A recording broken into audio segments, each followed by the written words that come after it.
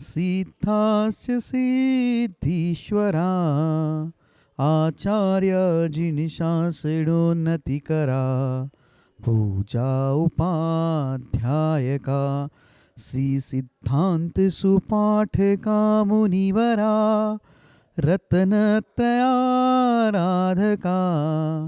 पंचेते परमेष्टिना प्रतिदिनं कुर्वन्तु ते मंगलम।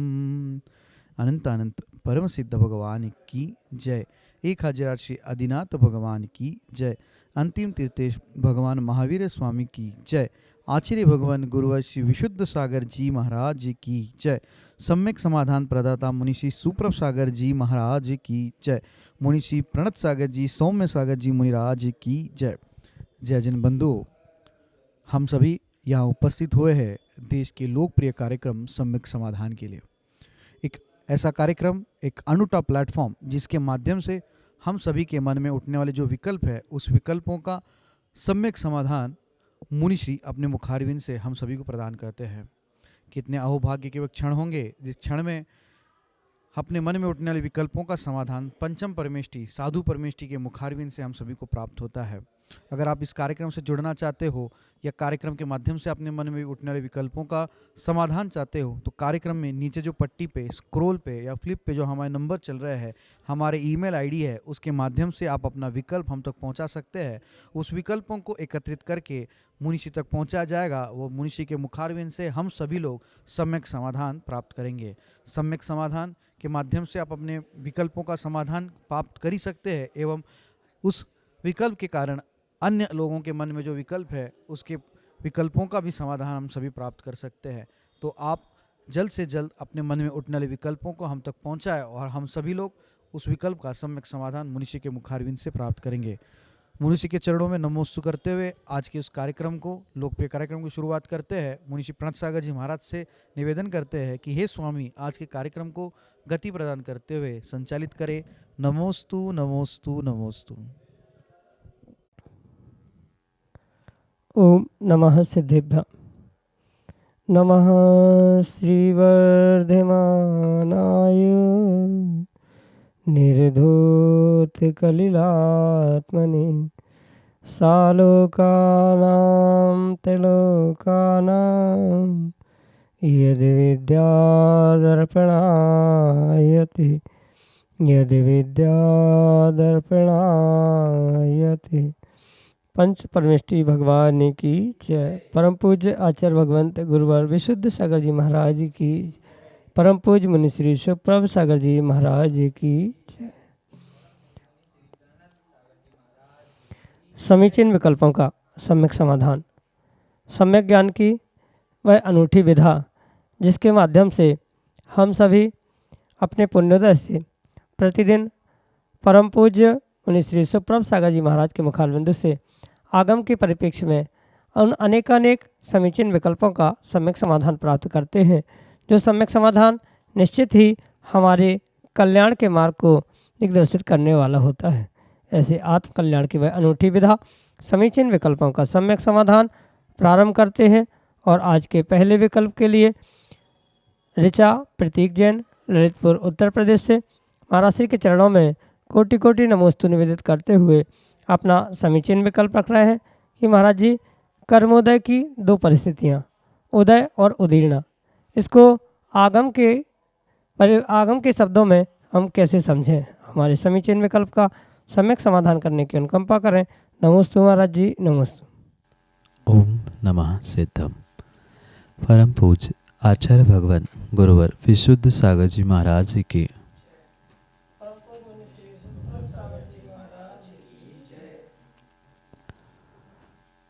जो जीव उन 8 कर्मों को बांधता है, उन 8 कर्मों के उदय आने की जो 2 विशेष स्थितियाँ आचार्य भगवंतों ने कही है, उसे व्यक्ति के उस पुरुषार्थ के निमित्त से भिन्न भिन्न प्रकार से समझने की आवश्यकता है।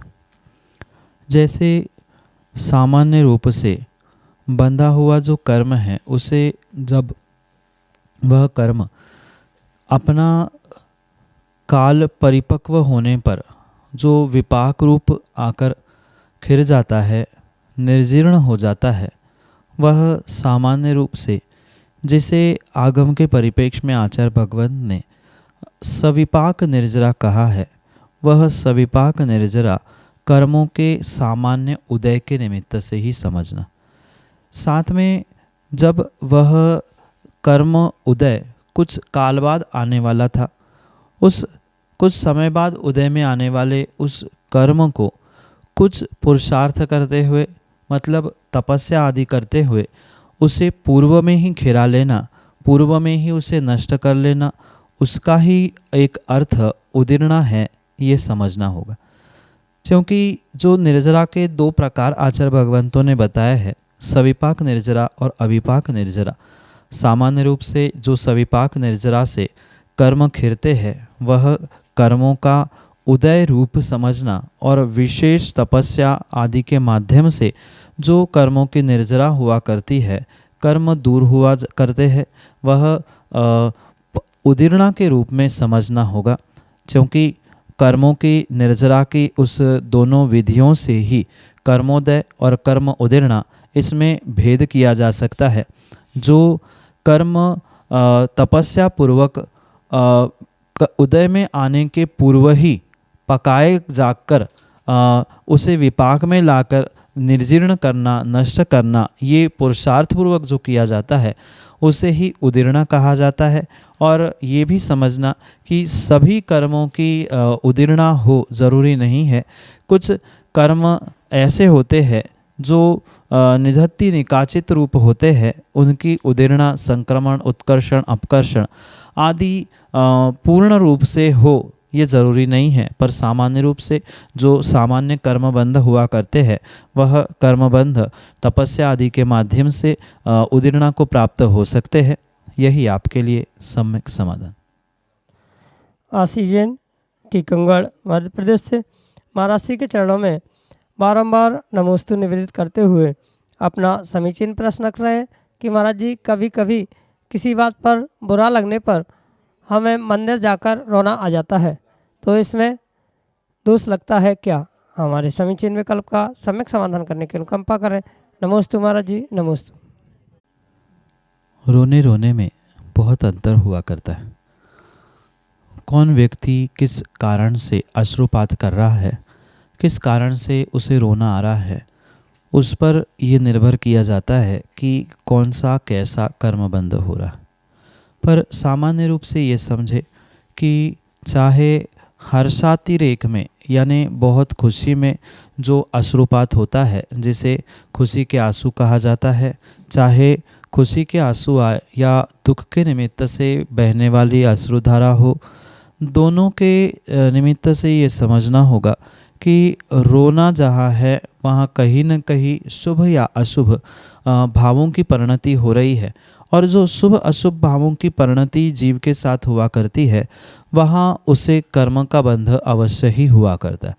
पर ये विशेष ध्यान रखें कि मंदिर आदि में पहुंचकर अगर कुछ अच्छा लगने पर, क्योंकि कभी कभार ऐसा भी होता है कि बहुत गदगद भाव होने से, प्रसन्न होने से कई दिनों बाद वह अतिशयकारी या मनोज्ञ प्रतिमा, वीतरागी प्रतिमा को देखकर जो एक गदगद भाव प्रकट हुए थे, उसके कारण से अश्रुपात होना, रोना आना, ये भिन्न विषय हो सकता है।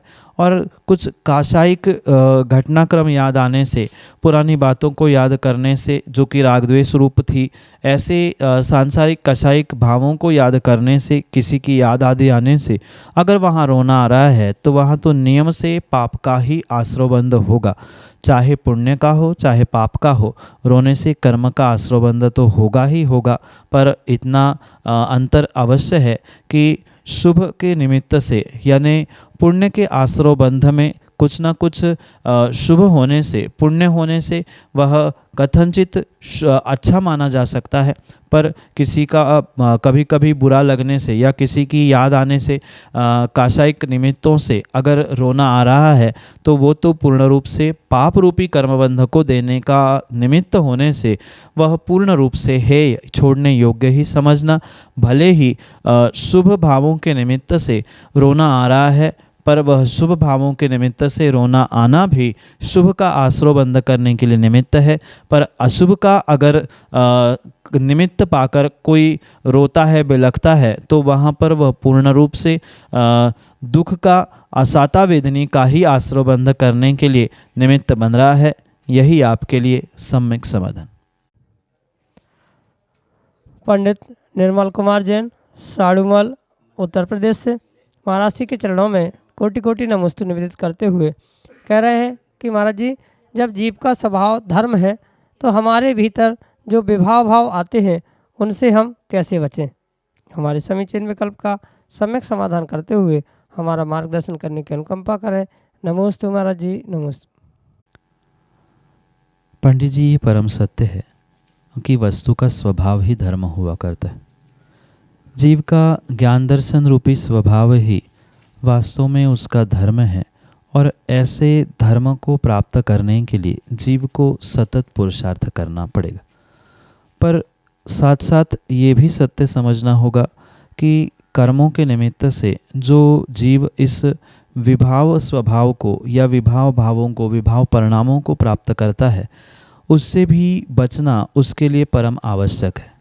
पर जब तक ये संसार में संसारी जीव है, तब तक कभी भी किसी भी प्रकार से वह विभावों से नहीं बच सकता, और इसलिए उस विभाव भावों से, उन विभाव भावों से बचने के लिए जीव को अपने स्वभाव को पहचानना बहुत आवश्यक हुआ करता है। क्योंकि मात्र स्वभाव कहने से काम नहीं बनेगा। जो वास्तव में शुद्ध ज्ञान दर्शन रूपी जीव का वास्तविक स्वभाव है, उसके प्रकटीकरण के लिए जीव को कहीं न कहीं जो कषाय के निमित्त से, प्रमाद के निमित्त से, कर्मों के निमित्त से जो विभाव दशा उत्पन्न हुई है, विभाव परिणाम, विभाव भाव उत्पन्न हो रहे हैं, उनको बुद्धिपूर्वक शांत करने की आवश्यकता है। ये कोई मंत्र तंत्र आदि के माध्यम से ये जीव विभाव भावों को शांत करने में समर्थ नहीं हो सकता। उसके लिए कहीं न कहीं जीवों को, व्यक्तियों को अथक पुरुषार्थ करने की आवश्यकता है, क्योंकि बिना पुरुषार्थ के संसार में हो या अन्यत्र मोक्ष का भी कोई कार्य फलीभूत नहीं हो सकता। इसलिए पुरुषार्थ इस प्रकार से करना होगा कि जो कर्मों की विभाव दशा भावों को या जीवों को प्राप्त हुई है, वहाँ विशेष विशेष तपस्या, साधना, संयम आदि का पुरुषार्थ जीव को अवश्य ही करना होगा। जैसे एक उत्कृष्ट तप जीव वर्तमान में भी तप सकता है, जो कि एक अंतरंग तप का उत्कृष्ट साधन आचार्य भगवंतों ने कहा, जिसका नाम स्वाध्याय है। जीव जितना अधिक उस स्वाध्याय की ओर रुझान बढ़ाता जाएगा, जितना स्वाध्याय के माध्यम से अपने भावों की विशुद्धि करता जाएगा, उतना ही वह अपने भीतर उत्पन्न होने वाले विभावों को, कषायों को, प्रमादों को अवश्य ही जीत सकता है, शांत कर सकता है। भले ही कठिन ग्रंथ जीवों को समझ में नहीं भी आ रहे हैं तो बहुत अच्छी बात है, क्योंकि जितना स्वाध्याय का विषय ग्रंथ कठिन होगा, उतना ही जीव कंसंट्रेशन के साथ, एकाग्रता के साथ उस ग्रंथ को, श्लोकों को या स्वाध्याय करने वाले उस विषय को विशेष अच्छे से समझने का प्रयास करता है। माना कि उतना पुरुषार्थ नहीं है, उतना क्षयोक्षम नहीं, उतनी शक्ति नहीं है, तो कोई बात नहीं है। वहाँ भी ये ध्यान रखे कि भले ही कठिन ग्रंथ नहीं सही, पर प्रथमानुयोग जैसे सामान्य ग्रंथों का अध्ययन करते करते कहीं न कहीं अपने मन में उठने वाले संकल्प विकल्पों को, उन विभाव परिणामों को हम स्वाध्याय के माध्यम से जीत सकते हैं। क्योंकि प्रथमानुयोग में जो पढ़ने में अक्सर मिलता है कि अमुक महापुरुष ने ऐसी परिस्थिति में ऐसा किया, ऐसा विभाव अवस्था प्रकट हुई थी तो उन्होंने अपने भावों को इस प्रकार से संभाला था। ऐसे नाना प्रकार के दृष्टांतों के माध्यम से, नाना प्रकार के महापुरुषों के चरित्र चारित्र को पढ़ते हुए हुए जीव उस विभाव से स्वभाव की ओर बढ़ सकता है। उत्कृष्ट मार्ग तो स्वभाव को प्राप्त करने के लिए और विभाव को नष्ट करने के लिए तो मात्र और मात्र दिगंबर भेष धारण करते हुए वास्तविक अपने धर्म रूपी स्वभाव को, स्वभाव रूपी धर्म को प्रकट करने का अंतरंग बहिरंग उपाय निर्ग्रंथ भेष के अलावा अन्य कोई नहीं हो सकता। इसलिए वह प्राप्त करने का प्रयास करे। अपने आप बहुत सारे विभावों से दूर हो जाएंगे और वहाँ तक पहुँचने की संभावना नहीं है तो स्वाध्याय आदि के माध्यम से, तपस्या, व्रत, नियम आदि के माध्यम से उन विभावों से बचने का प्रयास करें। यही आपके लिए सम्यक समाधान। नरेंद्र कुमार जैन, टीकमगढ़, मध्य प्रदेश से महाराज श्री के चरणों में बारंबार नमोस्तु निवेदित करते हुए अपना समीचीन प्रश्न रख रहे हैं कि श्री सम्मेद शेखर जी की वंदना करते हुए हमें कितनी टोकों की वंदना करना चाहिए, जबकि कुछ लोग कहते हैं कि मात्र 25 टोकों की ही वंदना करना चाहिए। हमारे समीचीन विकल्प का सम्यक समाधान करने की अनुकंपा करें। नमोस्तु महाराज जी, नमोस्तु। वास्तविकता में देखा जाए तो शाश्वत निर्वाण भूमि सम्मेद शिखर के पर्वत का एक एक कण अपने आप में बहुत पावन और पवित्र हुआ करता है। वहाँ का एक धूली कण, एक क्षेत्र, एक स्थान भी ऐसा नहीं है जो कि अपवित्र हो, वंदनीय नहीं हो, पर पूरा पर्वत का कोना कोना, एक एक धूली कण पवित्र पावन होने पर भी ये विशेष ध्यान रखना होगा कि वर्तमान के परिप्रेक्ष्य में जो 24 तीर्थंकरों की टोंकों के माध्यम से और एक 25वें गणधर भगवान की टोंकों के माध्यम से जो उसके वंदनीय, उसके पूजनीय बनने और बनाने की जो व्यवस्था वहाँ पर की गई है, हमें मात्र उनको ही पूजने की, वंदना करने की, नमस्कार करने की विधि को वहाँ पर समझने की आवश्यकता है। जबकि सामान्य रूप से पूरी पर्वत की वंदना ही एक पुण्यवर्धन क्रिया होने पर भी ये विशेष बात ध्यान रखें कि अन्यत्र जो अन्य भी स्थान बनाए गए हैं जो कि पूर्ण रूप से हमारे लिए पूजनीय, वंदनीय नहीं हो सकते, क्योंकि मात्र और मात्र जो 24 तीर्थंकरों के टोंकों को जहाँ वहाँ विराजमान करते हुए जो चरण आदि बनाए हैं, वहाँ उनके निमित्त से और 25वें गणधर भगवान की टोंकों के निमित्त से ही वह विशेषता को प्राप्त होने वाले उन 25 टोंकों की ही वंदना करना वहाँ परम आवश्यक है।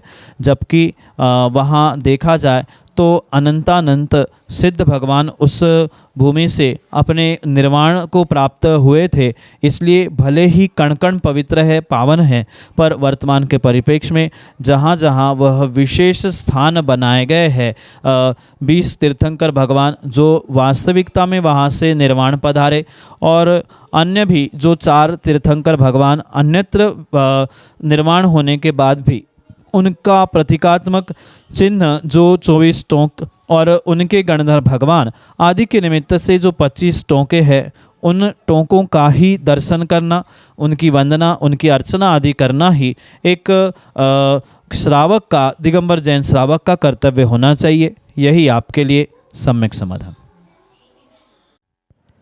यश पाटनी, वासिम, महाराष्ट्र से महाराष्ट्र के चरणों में नमोस्तु निवेदित करते हुए कह रहे हैं कि महाराज जी, हम जिस शरीर से पाप करते हैं वह तो यहीं छूट जाता है, फिर अगर हम नरक आदि गति में जाते हैं तो उस गति में हमें दुख कैसे मिलेगा, क्योंकि वहाँ तो दूसरा शरीर ही है। हमारे समीचीन विकल्प का सम्यक समाधान करने की अनुकंपा करें। नमोस्तु महाराज जी, नमोस्तु।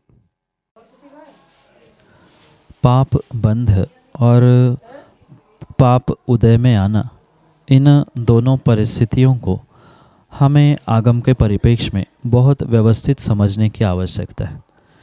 पहले तो इस बात को बहुत अच्छे से स्पष्ट समझना होगा कि जो भी जीव को पुण्य पाप रूपी कर्म का आश्रयबंध होता है वह आत्मा में हुआ करता है, ना कि शरीर में हुआ करता है। शरीर एक कर्मबंध के लिए साधन हो सकता है, निमित्त हो सकता है, कर्म उदय में आने के लिए भी वह निमित्त हो सकता है, पर शरीर में कर्म का बंध नहीं होता, शरीर से कर्म का बंध होता है, शरीर से कर्म उदय में आते हैं। शरीर में कर्म बंध नहीं होते, शरीर में कर्म का उदय नहीं आता। शरीर तो एकमात्र निमित्त हुआ करता है। जो भी कर्म का आश्रय बंध उस शरीर के भीतर बैठने वाले उस आत्मा में हुआ करता है, वही एक स्थान से दूसरी स्थान पर चला जाता है। माना कि कोई जीव मनुष्य पर्याय में कर्मबंध करते हुए नरक पहुंचता है, तो वहाँ वह नरक पहुंचने के लिए भी निमित्त शरीर बना था, पर आत्मा में जो कर्मों का आश्रयबंध हुआ था उसके कारण से ही जीव नरक पहुंचा था।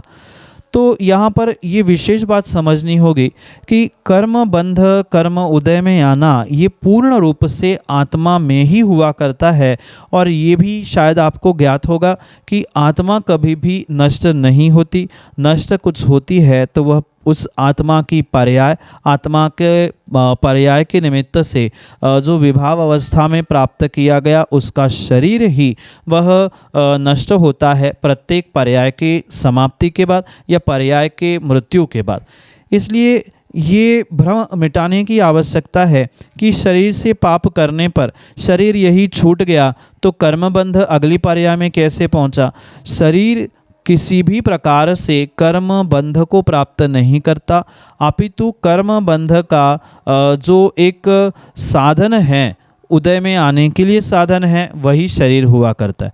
ये शरीर ही अपने आप में एक नाम कर्म के निमित्त से जो मिला हुआ 9 कर्म का पिंड है वही शरीर है।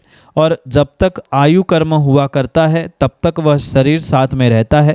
जैसे आयु कर्म समाप्त होता है उस पर्याय से जीव मृत्यु को प्राप्त होता है, शरीर वहाँ पर ही छूटता है, पर जो कर्म बंध आत्मा में हुआ है वह कर्म बंध के साथ अगली पर्याय में पहुँचता है। माना कि मनुष्य नरक में पहुँचा तो पिछली पर्यायों में जो उसने आत्मा में कर्मों का आश्रय बंध किया है, उस कर्मों के आश्रय बंध को ही वह उस पर्याय में पुनः उदय रूप प्राप्त करता है। क्योंकि नरक गति मिलना, नरक गति में वह वैकृतिक शरीर मिलना आदि आदि जो कुछ भी मिला है वह पूर्ण रूप से जीवों के पिछले कर्मबंध के ही निमित्त से मिला है। और मैं पुनः कह दूँ, कर्मबंध शरीर में नहीं होता, शरीर से तो होता है पर आत्मा में हुआ करता है। और वह आत्मा एक पर्याय से दूसरी पर्याय, दूसरी पर्याय से तीसरी पर्याय, जहाँ जहाँ गमन करेगी वहाँ वहाँ वह कर्मबंध के साथ ही करेगी। क्योंकि संसारी जीव है,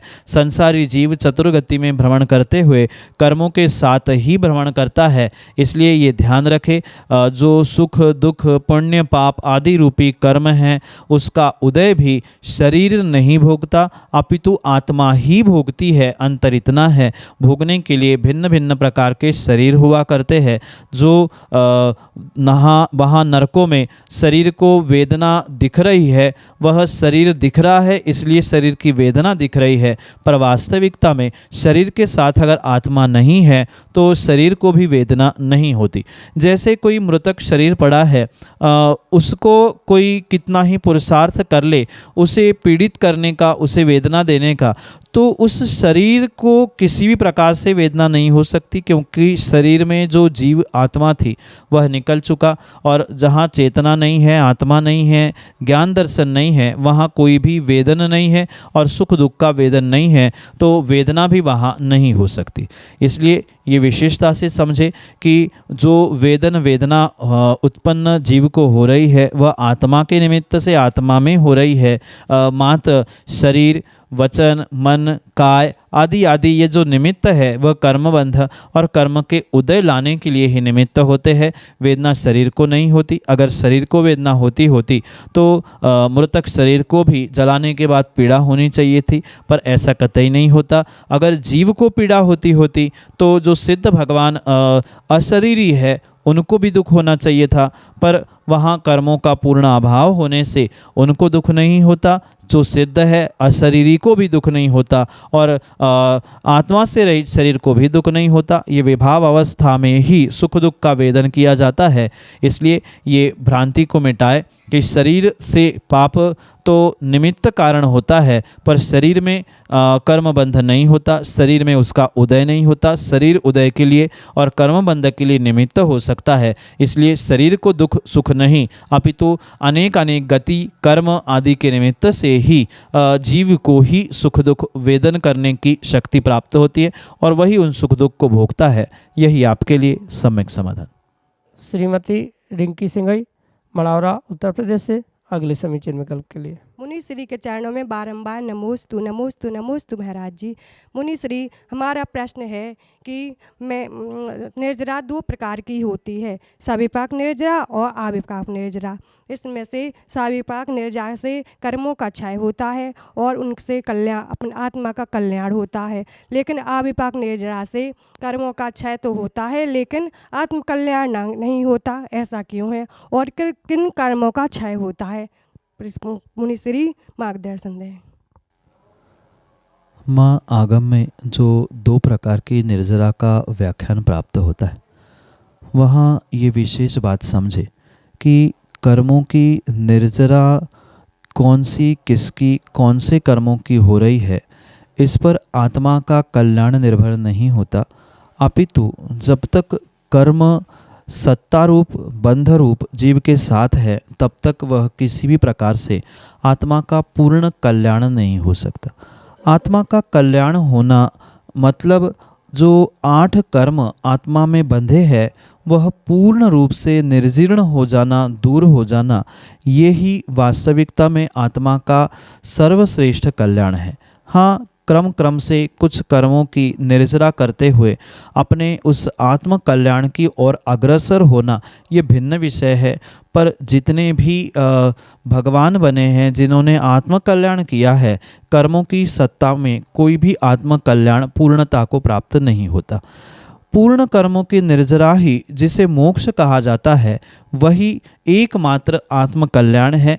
उसके पूर्व की अवस्था, चाहे अर्हंत अवस्था हो, मुनि अवस्था हो, ये आत्म कल्याण के मार्ग है। पूर्णता तो 8 कर्मों की पूर्ण निर्जरा होने पर ही हुआ करती। रही बात दो प्रकार की उस निर्जरा की, सविपाक और अविपाक में, वहाँ जब तक व्यक्ति बुद्धिपूर्वक कर्मों की निर्जरा जो कि अविपाक रूप होती है नहीं करता, तब तक आत्म कल्याण संभव नहीं होता।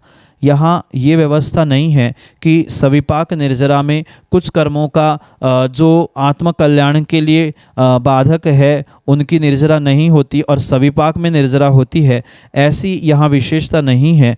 अपितु 8 ही कर्मों की निर्जरा जो एक मिथ्या दृष्टि जीव भी अविपाक रूप से करता है, वहाँ वह बुद्धिपूर्वक निर्जरा ना करता, मतलब नहीं कर पाता है। इसी कारण से आत्मा का कल्याण नहीं होता। आत्मा का कल्याण अपने आप कर्म झड़ने से नहीं होगा, तपस्या करने से, जो अविपाक यानी विपाक में आने के पूर्व उसको झड़ा देना, निकाल देना, ये बुद्धिपूर्वक पुरुषार्थ किए बिना आत्मा का कल्याण संभव नहीं हो सकता। इसलिए ये विशेष ध्यान दे कि कर्म प्रकृति से इन कर्मों के निर्जरा का कोई संबंध नहीं है, अपितु अविपाक निर्जरा से भी सामान्य रूप से गुणस्थान विशेष की अपेक्षा से उतने कर्मों का निर्जीर्ण होना स्वाभाविक है। पर बुद्धिपूर्वक जब तक उसको सविपाक निर्जरा से जीव अविपाक निर्जरा की ओर नहीं बढ़ता, तब तक सभी कर्मों का नाश होना संभव नहीं है और सभी कर्मों का नाश हुए बिना आत्मा का कल्याण भी संभव नहीं है। इसलिए ये विशेष ध्यान रखे, इन दोनों में जो अंतर है वह मात्र कर्मों की प्रकृति के निमित्त से नहीं है, अपितु वह बुद्धिपूर्वक और अबुद्धिपूर्वक होने से, जहाँ बुद्धिपूर्वक क्रिया होगी वही आत्मा के कल्याण के लिए निमित्त बन सकता है। अबुद्धिपूर्वक कार्य, अपने आप होने वाला सब कार्य जो सविपाक निर्जरा रूप है वह कार्यकारी नहीं है। यही आपके लिए सम्यक समाधान। जयजन बंधुओं, हम सभी लाभ ले रहे थे लोकप्रिय कार्यक्रम सम्यक समाधान का। प्रतिदिन की भांति यह कार्यक्रम 5:13 पे यूट्यूब चैनल सुप्रभ उवाच के माध्यम से प्रसारित होता है। मुनिषी का नाम सुप्रभ और वाणी का पर्यायवाची नाम उवाच, सुप्रभ उवाच यह नाम चैनल का है। आप यूट्यूब पे सुप्रभ उवाच सर्च कर सकते हैं एवं सर्च करके इस यूट्यूब चैनल को सब्सक्राइब करें एवं उसका बेल आइकन प्रेस करें ताकि मुनिषी की अधिक जानकारी एवं जो सम्यक समाधान आदि कार्यक्रम है उसकी जानकारी भी आपको उपलब्ध होती रहे, नोटिफिकेशन के द्वारा आपको याद रखने की ज़रूरत नहीं है। प्रतिदिन ठीक 5:13 पे यूट्यूब चैनल सुप्रभात के माध्यम से यही कार्यक्रम प्रतिदिन शाम को 4 बजे आदिनाथ टीवी चैनल के माध्यम से भी प्रसारित होता है। ठीक 4 बजे आदिनाथ टीवी चैनल के माध्यम से सम्यक समाधान उपलब्ध होता है। शाम को 7:40 पे जिनवान टीवी के माध्यम से मुनिषी के प्रवचन विगत चातुर्मास्थली विदिशा में सुक्ति मुक्तावली इस अद्भुत ग्रंथ पे हुए थे, उस प्रवचनांश प्रतिदिन शाम को 7:40 पे जिनवान टीवी के माध्यम से प्रसारित होते हैं। आप सभी लोग घर बैठे सुक्ति मुक्तावली इस ग्रंथ का स्वाध्याय करते हुए मुनिषी के वाणी का लाभ ले सकते हैं। प्रतिदिन 2:30 पे 2:30 बजे मुनिषी के प्रवचन आदिनाथ टीवी चैनल के माध्यम से भी प्रसारित होते हैं। आप सभी लोग दोपहर को 2:30 पे आदिनाथ टीवी चैनल के माध्यम से भी मुनिषी के प्रवचन का लाभ ले सकते हैं। आज के लिए इतना ही। मुनिषी के चरणों में कोटिशा नमोस्तु करते हुए आज के इस लोकप्रिय कार्यक्रम को यहीं पे विराम देते हैं। नमोस्तु नमोस्तु नमोस्तु।